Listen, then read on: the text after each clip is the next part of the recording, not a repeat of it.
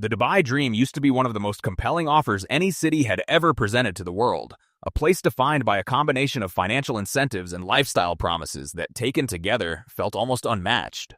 There was no income tax, no capital gains tax, no inheritance tax, alongside year-round sunshine and a skyline that looked as though architects had been given unlimited budgets with virtually no restrictions.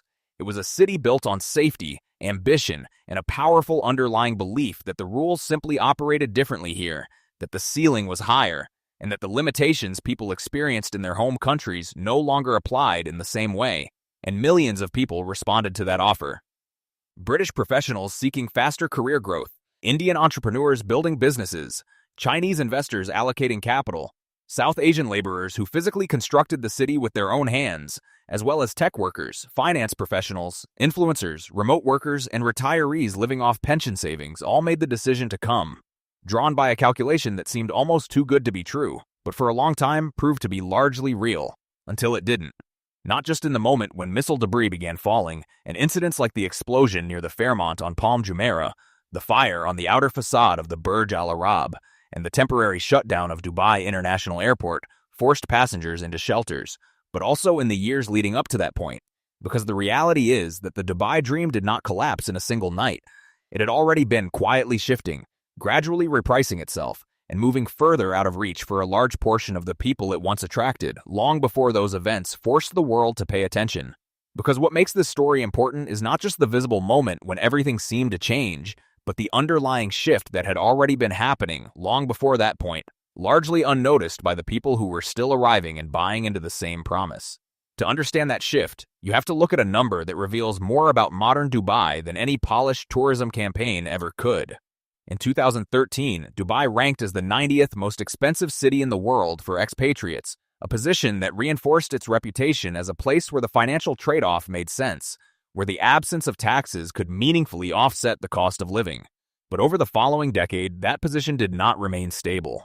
By 2023, the city had climbed to 31st globally, sitting just ahead of Miami, and by 2024 and 2025, it had reached 15th place according to Mercer's Cost of Living Index, making it the most expensive city in the entire Middle East. That is not a gradual shift. That is a vertical trajectory. And the critical detail is that incomes did not follow the same path.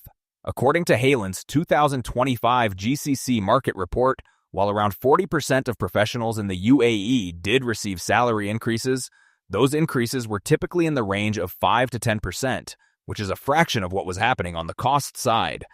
At the same time, rents were rising at rates between 18 and 29% per year, and in 2024, roughly a third of companies in the UAE actually reduced salaries for new hires instead of increasing them. The imbalance becomes even clearer when you hear how it was described by the people closest to the data. The CEO of Halen stated directly that these salary increases are often not enough to keep up with the rising cost of living, particularly when it comes to housing and education. And the managing director of emerging markets equity strategy at Telmer framed it in more structural terms, warning that deteriorating affordability represents a real risk to medium-term population growth, which is a measured, institutional way of saying something much more direct.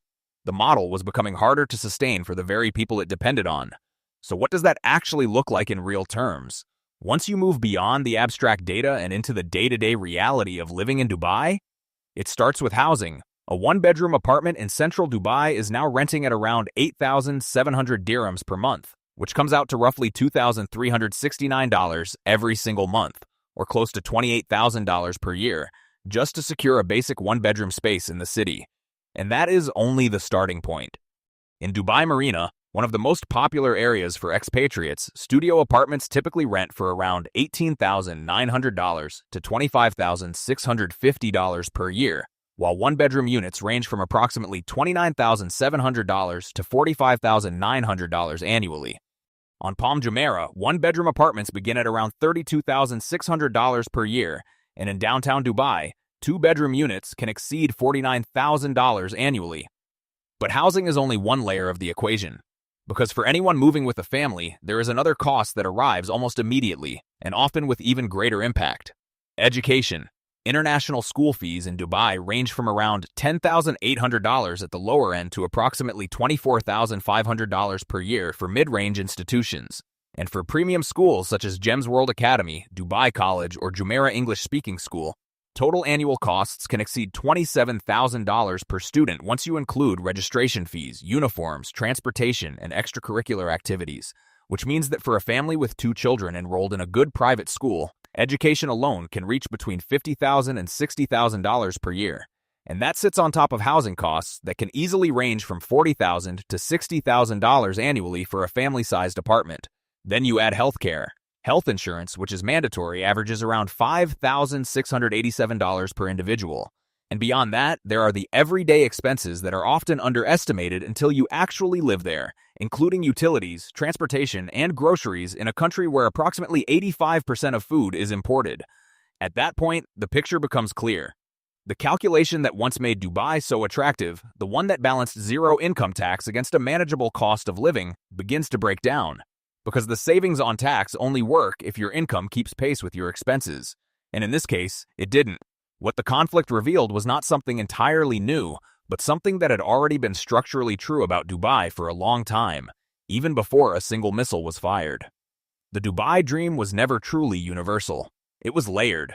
At the very top, the model still works, and in many ways remains highly resilient. There are 237 centimillionaires, more than 20 billionaires, and family offices within the Dubai International Financial Center managing over $1.2 trillion in combined assets. In 2025 alone, more than 500 properties were sold for over $10 million, a dramatic increase from just 30 such transactions in 2020. For this group, Dubai is not a fragile promise. It is a rational decision, a tax-efficient luxury environment that continues to make sense even when external conditions become more volatile.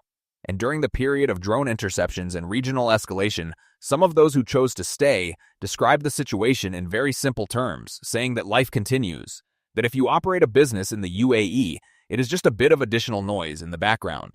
That is what insulation looks like. But below that layer, the reality had already started to shift even before the conflict, and became significantly worse after it.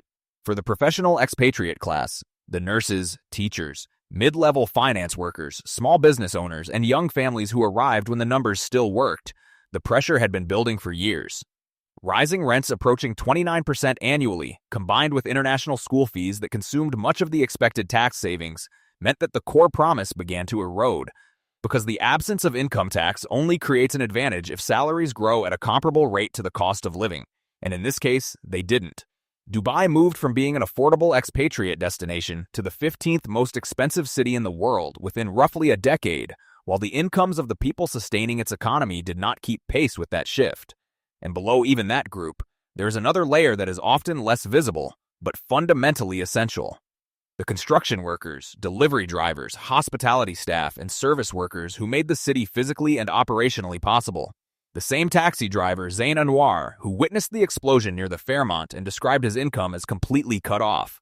The 925,000 jobs supported by tourism in the UAE, most of them filled by workers from countries such as Sri Lanka, India, and Bangladesh. When tourists stopped arriving, when hotel bookings dropped by 60%, when restaurants emptied and malls saw fewer visitors, those jobs, the ones forming the base of Dubai's service economy, entered immediate decline. For this group, the Dubai dream was never about luxury real estate or tax optimization.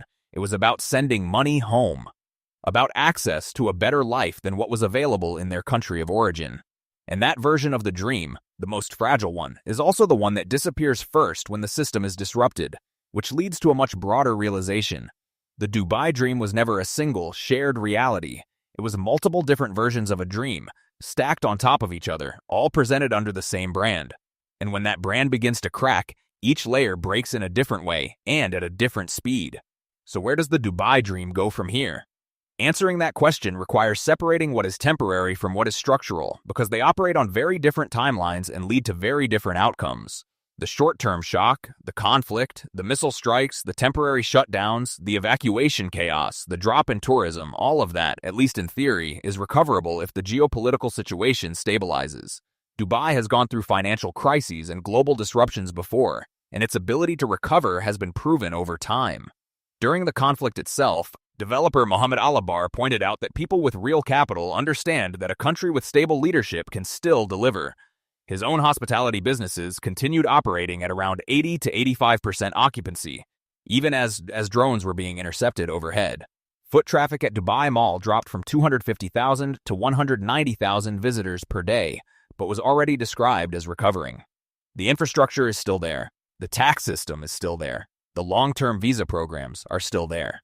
The core reasons why high-net-worth individuals chose Dubai over cities like Singapore, London, or Zurich have not disappeared in a matter of weeks. But something else has changed: the risk calculation. Even before the conflict, UBS had already ranked Dubai among the cities with the highest real estate bubble risk globally, placing it 5th out of 21 major cities. Fitch Ratings had projected a potential property correction of up to 15% across 2025 and 2026. Those signals were already present in the data.